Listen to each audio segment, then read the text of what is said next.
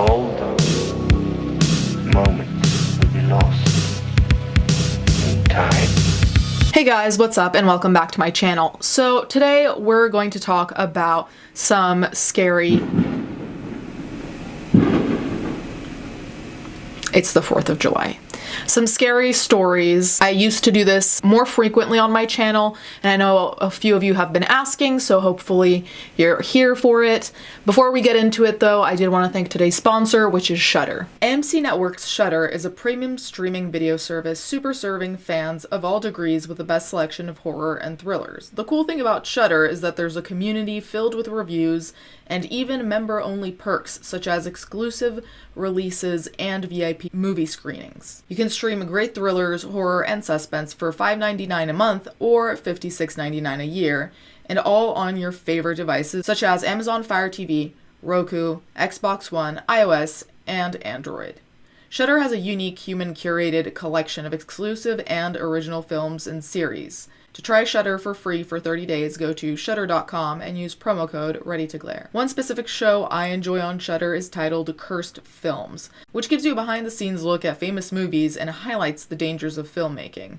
I highly recommend it. Thank you again to Shudder for sponsoring this video, and remember to try Shudder for free for 30 days, go to shudder.com and use promo code ReadyToGlare. So I found an article about true scary stories that occurred to people, and I put my hand up to do true because, you know, people lie, of course, but it's a lot more fun if we just assume they're true. This is the story of OM. In high school, I had a good friend named Steve. One day freshman year, 2007-ish, he told my group of friends about an odd turn of events that happened to his brother Tim a couple years prior. Tim went to college somewhere in New Hampshire. One night, around 2 a.m., Tim and his good friend decided they needed Dunkin' Donuts, even though the nearest Dunkin' Donuts was across state lines. I don't know much about New Hampshire's geography, but I'm told this trek involved going through a narrow highway that takes them through some woods. On the way back from Dunkin' Donuts, a mysterious car pulled in front of them on the highway. It was a red compact car with the markings scratched off, and its only defining feature was its license plate that had a black O and a green M, who will henceforth be known just as OM. Around this time, Tim describes weird coincidences happening, like his phone losing service and the jazz station playing Smells Like Teen Spirit, but I'll admit it, those could have just been weird coincidences. At this time, Tim and his friend were sensing some bad juju from this guy, so Tim let his foot off the gas and was happy to just let OM go off on his way. But OM was not done with them. As soon as Tim slowed down, OM did the same. Tim thought this was weird, but maybe if he floors it, he could get around OM. But when Tim sped up, so did OM. Tim and co were freaking out at this point and had no idea what they were dealing with, but they saw a curve in the road up ahead. They saw OM go around it and they decided to just stop. Their adrenaline was pumping as they just weren't sure how long they sat there, but after what felt like 20 minutes, they worked up the courage to continue on their way. Maybe OM would have mercy on them, but as soon as they got around the corner, OM was there, the exact same distance as they last saw him, matching their speed. OM clearly was without mercy. Tim and his friend were rightfully scared for their lives and relented to just going forward and hoping they could get out of this alive. Eventually, there was a fork in the highway. One led towards the college town, while the other led further into the woods. Our heroes went home, while OM ventured into the unknown. Tim never saw OM again. Epilogue 1. So I was told this story my freshman year and was convinced it didn't happen, and even my buddy Steve wasn't exactly sure of its veracity. But around 2008-2009, I was listening to the local talk radio station while doing homework and heard a news bulletin. There was a murder in a neighboring county the previous night, and the sole witness saw a car leaving the scene of the crime. She described it as a red compact car with a license plate that had a black O and a green M. I nearly shit myself. I'm in suburban Orange County, California. What the fuck is OM doing all the way over here? Maybe I was just hearing things. I ran into Steve the next day at school and he heard the same report. We learned 2 things. 1, neither were crazy, and 2, that OM was fucking real. Epilogue 2. This previous May, my friend Blake was on his way home from dropping off his girlfriend around 2 a.m. For some reason, he decided to take a highway that leads through a canyon home. While driving along, a car pulls in front of him. It's a red compact car with a license plate that has a black O and a green M. Blake was familiar with the stories and became rightfully scared and fell as far behind OM as OM let him. When they reached near end of the canyon, OM did a U-turn and went back while Blake continued home to change his pants and sleep. Epilogue 3. I posted this before this other user posted his own run-in with OM, so I like to think me and my friends aren't completely insane. That's all I know about OM. I'm thoroughly convinced he's a cross-country serial killer who crosses state lines to confuse the police, but I admit it's only conjecture. So then there's another person, that the other user that's mentioned, that commented their story. True story, my sighting was in Southern California in San Dimas Covina area off the 57 freeway between the 10 and 210. I got a call from a friend in the middle of the night for an emergency hospital trip, and I got my ass up around 2ish and headed out. I lived in a nice area in the hills, and off of a tiny side street in the hills, this red compact car pulls out in front of me, taking up enough space so I couldn't get around and driving ridiculously slow. I assumed whoever was driving was drunk, and I called the police to report a drunk driver in the area. I remember it was an OM because I told the officer on the phone and she made me repeat it again. Thought I was crazy or drunk for not having anything but a partial plate when I was telling her that those were the only letters. I think nothing of it, finally pass the car, get on the 57 freeway, headed north, and this motherfucker comes from nowhere and passes me in the emergency lane, exiting the freeway one exit past where we entered. Never saw them again.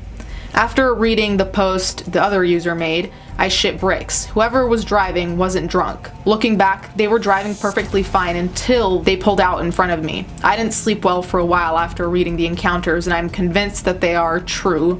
Right. Creepy as fuck. So to be frank, that story doesn't scare me right now reading it. You know, there's some stories that immediately give you some kind of visceral response, but in this case, I think it's more like I know that if I put myself in that situation and fully visualize it, the concept of someone essentially fucking with your head, in a way kind of torturing your brain because you're wondering why won't they just leave me alone, like what do they want from me, that kind of thing is scary. But for me, it's just a question of really having to visualize it. Hopefully that makes sense.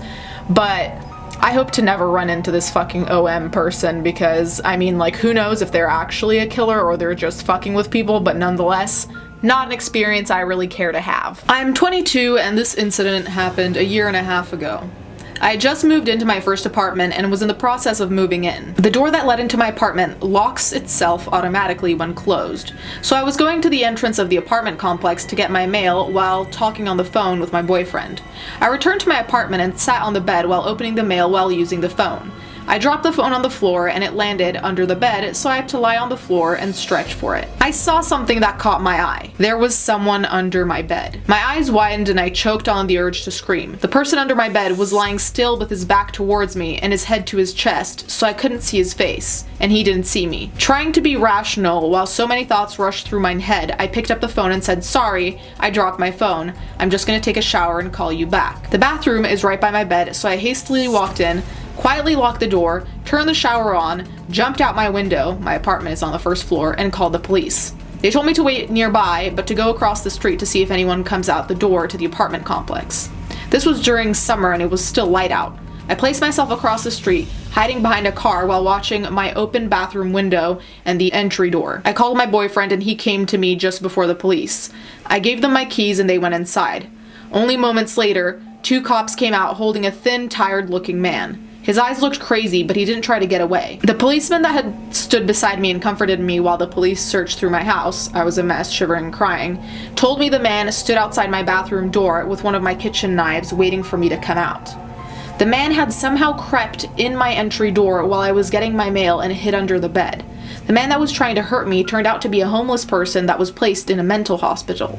My boyfriend moved in with me the very next day. This is exactly why I have beds that you cannot crawl under. I have box springs and the guest room bed is so low that there's no way even a child could hide under it, and it is exactly for this reason. Even before knowing that I have panic disorder, as a kid I was pretty intense about checking all my closets.